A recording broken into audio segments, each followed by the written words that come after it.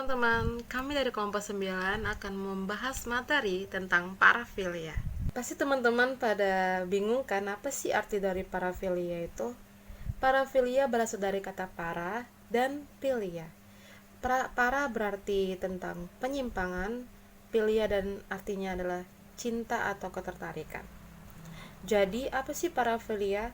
Parafilia dapat diartikan tentang ketertarikan atau ketergugahan seksual pada objek atau situasi, individu atau fantasi yang tidak biasa atau tidak lagi sudah mengganggu orang yang bersangkutan dalam keberfungsiannya sehari-hari.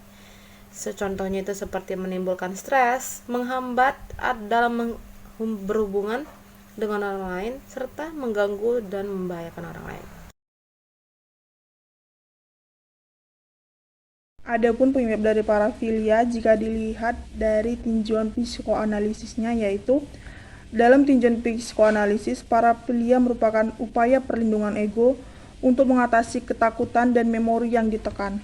Parafilia merupakan penghidupan kembali secara simbolik trauma-trauma yang dialami si pelaku di masa kanak-kanaknya.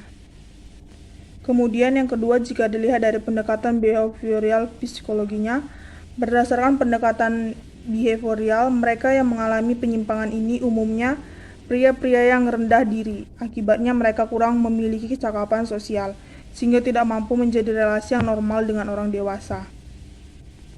Kemudian yang ketiga, jika dilihat dari penjelasan psikologi kognitifnya. Secara kognitif, tampak penyimpangan seksual mengalami distorsi kognitif. Distorsi kognitif ini adalah kesalahan logika dalam berpikir serta kecenderungan berpikir yang berlebihan secara tidak rasional.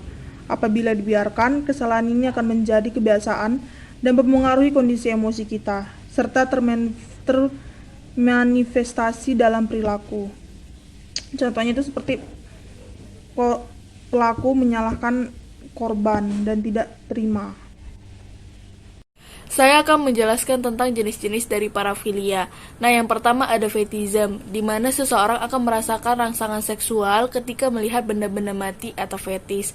Contoh kasusnya ini sering terjadi biasanya ketika seorang laki-laki akan merasa terangsang ketika melihat celana dalam yang digunakan wanita ataupun bra yang digunakan oleh wanita. Yang kedua ada voyeurism, di mana seseorang akan merasakan rangsangan seksual ketika sedang mengamati orang yang sedang melepaskan pakaian ataupun sedang berhubungan intim. Nah, voyeurism ini sama dengan mengintip. Jadi contoh kasusnya itu seperti orang yang sedang mengintip orang lain sedang melepaskan pakaian yang nantinya akan membuat dia merasa terangsang. Yang ketiga ada exhibitionism, di mana seseorang akan mengalami rangsangan seksual ketika dia memperlihatkan alat kelaminnya kepada orang lain. Biasanya orang-orang ini akan mengalami penyesalan, akan tetapi dorongan di dalam dirinya terlalu kuat sehingga membuat dia sulit untuk menahan perilaku tersebut. Nah, exhibitionism ini biasanya juga akan membuat seseorang itu merasa lebih terangsang ketika melihat respon orang yang melihat alat kelaminnya tersebut. Selanjutnya saya akan membahas tentang seksual sadism dan seksual masochism. Nah, yang pertama saya akan membahas tentang seksual sadism. Seksual sadism ini di mana seseorang akan mengalami rangsangan seksual atau mendapatkan kepuasan seksual ketika menyakiti pasangan seksualnya. Nah, biasanya ketika orang sedang berhubungan intim atau berhubungan secara seksual, dia akan menyakiti seperti memukul, menjambak, mengikat atau bahkan meludahi pasangan seksualnya untuk mendapatkan kepuasan seksual. Nah, sedangkan seksual masochism ini di mana seseorang akan mengalami rangsangan seksual atau mendapatkan kepuasan seksual dengan disakiti oleh pasangan seksualnya. Nah, kalau yang tadi itu sadism dia yang menyakiti, kalau yang masochism ini dia yang disakiti. Jadi dia akan mendapatkan kepuasan ketika dia sedang melakukan hubungan intim dengan disakiti, dijambak, dipukuli atau bahkan diludahi tadinya. Yang membedakan sadism itu dia yang memukuli, sedangkan yang sadism itu yang dia mendapatkan perlakuan menyakiti. Nah, menyakiti dalam arti di sini itu untuk mendapatkan kepuasan, bukan menyakiti secara fisik. Dan yang terakhir ada pedofilia, di mana seseorang akan mendapatkan kepuasan seksual atau rangsangan seksual dengan melakukannya kepada anak-anak di bawah umur. Baiklah, setelah teman-teman saya sudah menjelaskan apa itu parafilia, kemudian pengertiannya, bagaimana cara penanganannya, jenis-jenis parafilia, kali ini saya akan menjelaskan kasus-kasus yang sudah ada di dunia ini tentang parafilia. Salah satu kasus yang sudah muncul adalah yang pernah viral. Salah satunya akan saya jelaskan di video kali ini. Baiklah, saya akan membahas salah satu yang pernah viral, yaitu mahasiswa G bungkus yang berkedok penelitian. Gilang, yang merupakan mahasiswa di salah satu perguruan tinggi Surabaya, dituding sebagai pelakunya. Kasus ini muncul setelah pihak yang mengaku sebagai salah satu korban menceritakan pengalamannya di sebuah Twitter. Jadi singkat cerita, si korban dan pelaku ini ketemuannya itu di Twitter. Jadi si Gilang ini ketemu sama si korbannya itu melalui Twitter, kemudian berkedok dengan penelitian. Jadi singkat cerita, pelaku dan korban berkenalan melalui media sosial. Si Gilang ini meminta tolong korbannya itu terlibat dalam proyek penelitian yang sedang ia kerjakan gitu. Jadi si pelaku Gilang ini memaksa lawan bicaranya itu untuk membungkus seluruh tubuhnya dengan kain jarik. Namun sebelumnya tubuh korban harus dililit menggunakan lakban, mulai dari kaki, tangan, mata, dan mulut. Korban si Gilang ini sudah ada 25 orang. GA ini kenapa dijuluki G bungkus? Yaitu ya karena diduga kuat sebagai pelaku fetish kain jarik. Dimana saat beraksi ia meminta korbannya itu membungkus diri dengan kain jarik. GA mengaku bahwa ia tertarik secara seksual dengan orang berselimut atau yang dibungkus kain. Bahkan ketertarikannya ini udah dari kecil. Hal ini mendasari bahwa gejala perilaku si GA itu menunjukkan bahwa ia termasuk orang dengan kelainan parafilia. Karena sejak kecil ia terfokus pada fantasi dan membuat ia tidak bisa berfungsi secara baik dalam kehidupan sehari-harinya. Selain itu, korban mengaku merasa disakiti dan dirugikan karena hal tersebut sehingga menganggap perlakuan tersebut tergolong kasus pelecehan seksual. GA juga mengaku tidak pernah menjadi korban pelecehan. Ia mengaku bahwa ia hanya suka dan terangsang ketika melihat orang terbungkus dengan kain seperti mayat. Jadi ini adalah beberapa screenshot dari Twitter yang saya buat di video ini. Mereka merupakan salah satu korban dari si GA ini. Mereka merasa mereka ketakutan karena si GA ini takut dibunuh oleh GA. Jadi mereka takut dibunuh, makanya mereka melakukan apa yang disuruh si Gilang atau si GA. Pada kasus GA tersebut belum ada terapi atau penanganan yang dilakukan. GA hanya dikenakan beberapa pasal dan divonis 5 tahun 6 bulan penjara. Akan tetapi hal ini membuat banyak pihak yang tertarik untuk menganalisisnya, baik dari pihak seksolog, psikolog, bahkan psikiater. Menurut C, seorang psikolog, ada berbagai penyebab yang membuat sosok GA memiliki kelainan penyimpangan seksual tersebut.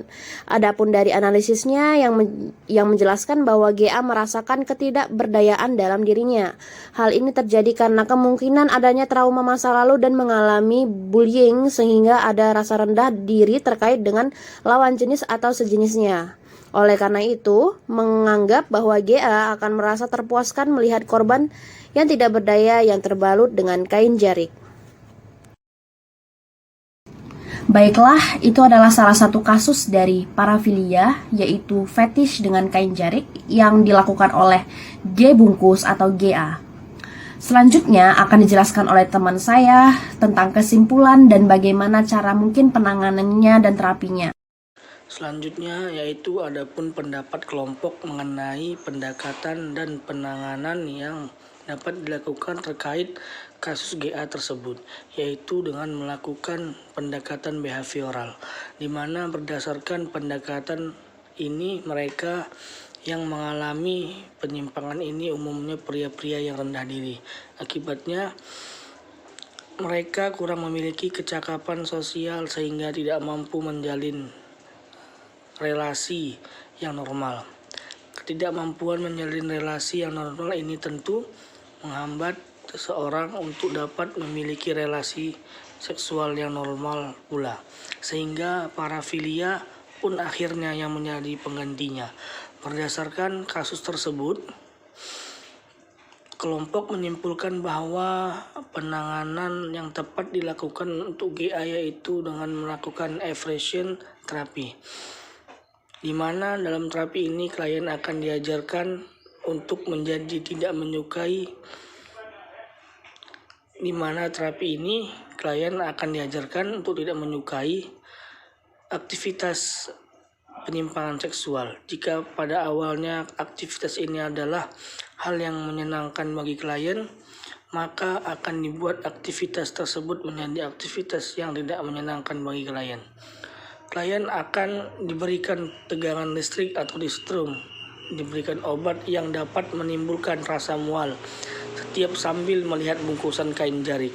Hal ini dilakukan secara berulang sehingga klien akan mengasosiasikan bungkusan kain jarik tersebut sebagai sesuatu yang tidak menyenangkan, sehingga diharapkan untuk selanjutnya ia tidak lagi memiliki ketertarikan seksual terhadap bungkusan kain jarik tersebut. Selain itu juga dapat dilakukan dengan menyebar bau busuk dalam ruangan. Saat klien sedang membayangkan tindakan penyimpangan seksual tersebut, hal ini juga dapat mengasosiasikan bahwa bungkusan kain jarik tersebut adalah hal yang tidak menyenangkan. Selain terapi-terapi yang dilakukan, penting juga adanya kesadaran penuh dan keinginan kuat dari GA untuk sembuh serta adanya dukungan dari keluarga maupun orang sekitar. Baiklah teman-teman, cuma sampai di sinilah yang bisa kami bawakan tentang parafilia. Jika kalian ingin mau menambahkan tentang parafilia yang kalian tahu atau ingin mengkritik presentasi kami, mohon ditulis di komentar bawah ini ya. Ayo jangan lupa like, share, dan subscribe ya teman-teman. Sampai jumpa. Terima kasih.